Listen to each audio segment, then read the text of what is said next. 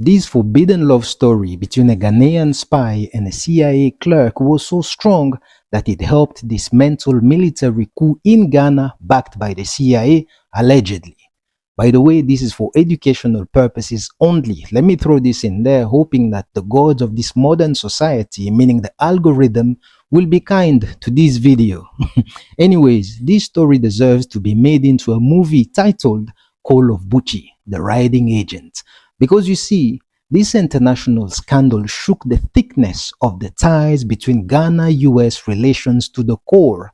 And just in case you did not know, this is the same American government agency that backed the coup that overthrew the father of Pan-Africanism, the one and only Kwame Nkrumah.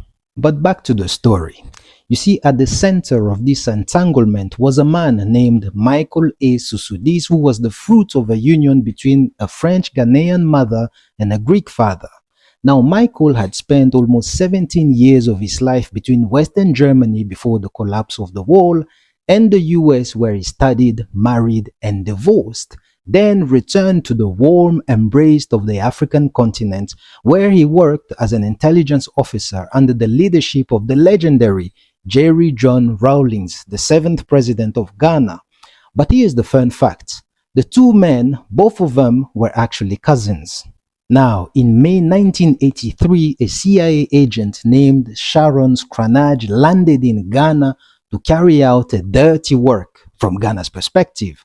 I mean, this lady wanted to kiss Ghana on the cheek for a paycheck. However, Ghana was going to make it hard for her because it is alleged that Michael was given the mission to seduce Sharon as a way to legally penetrate the CIA tight system to acquire as much US intelligence as possible from her. And I'm pretty sure the Ghanaian intelligence officer was aroused by this mission because the man hit all the spots, resulting in a relationship that reportedly lasted 18 months, and in doing so, Ghana prevented a stab in the back with a back shot. Now, if you're easily offended, this is your time to skip this video. You see, during the consumption of this relationship and presumably during several pillow talks, it is said that confidential documents including plans to overthrow the Ghanaian government and the identities of nearly all CIA operatives spying in the country were voluntarily shared with Mr. Michael, who in turn shared the information with Ghana's intelligence chief, who also happened to be his cousin. I mean, at this point alone of the story, we can easily conclude that not all heroes wear capes. Some wear drex because safety comes first. Now, in 1985, Sharon reported to the maker of the world's most problematic government agency, the CIA original headquarters building in Washington, D.C., and there she was subjected to a polygraph examination, which she failed with flying colors. But she quickly admitted the naked truth of sharing top secret information with Ghana. You see, essentially Sharon was in bed with both the Americans and the Ghanaian intelligence, enjoying pleasure from both sides, the paycheck and the romance. However, one of the two parties wasn't too enthusiastic with the concept of sharing. You see, what happened here was that Ghana administered to Uncle Sam a dose of his own medicine and he didn't like the taste of it.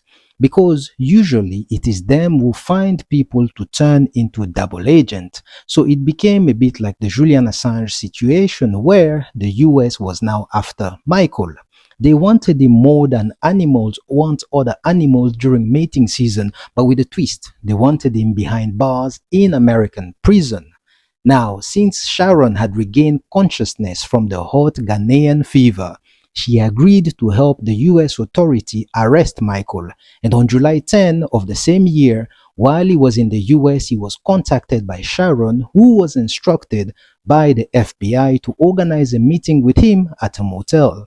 And fortunately for him, upon arriving, he was immediately welcomed like Toussaint Louverture in France, meaning he was arrested. And the following day, Sharon was also arrested, charged with espionage. conspiracy to commit espionage, disclosure of identities of US intelligence agents, conspiracy to disclose classified information and disclosure of classified information. And to all that, she pleaded guilty and was given a 5-year sentence, which seems like a slap in the wrist, maybe because she chose to cooperate with the authorities, who knows. However, 5 months later, a judge reduced her sentence to 2 years, citing the disparity between her sentence and Michael's treatment. And as a result of that, Sharon was released after serving only 18 months behind bars. Now let's talk about Michael's treatment. You see, in November of the same year, he was given a 20-year sentence for soliciting information from Sharon about CIA agent in Ghana and Ghanaian descent. Listen, based on history alone, that American agency, even at that time, was already a threat to the national security of many countries on the African continent and beyond. So in essence, Ghana was doing what was right for Ghana. Anyways, back to the story.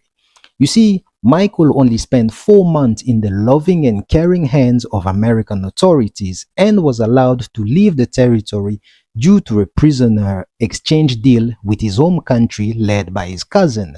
And naturally, he left the US the following month and returned home, where he was welcomed like a national hero by thousands of his countrymen. Listen, we all know that everything has an end except sausages. Mr. Michael passed away on September 3rd, 2024. So may the earth be easy on his body, and may his spirit grows in the hearts of his loved ones. Now you are probably wondering, who is it that the US wanted in exchange for his freedom?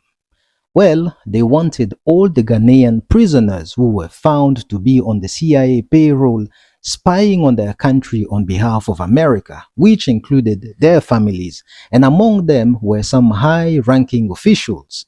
However, Ghana made sure to first strip them of their Ghanaian citizenship before sending them to where they belong, the US, to eat burgers and fries, since they chose to betray their country. A country that has one of the best jollof rice in the world.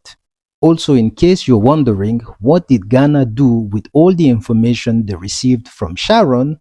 Well, in a typical African philanthropic style, sharing is caring, sponsored by the Ubuntu philosophy, it is alleged that the Ghanaian intelligence chief, who was the cousins to Michael, shared the intelligence received with countries like Cuba, Libya, and East Germany before the collapse of the wall.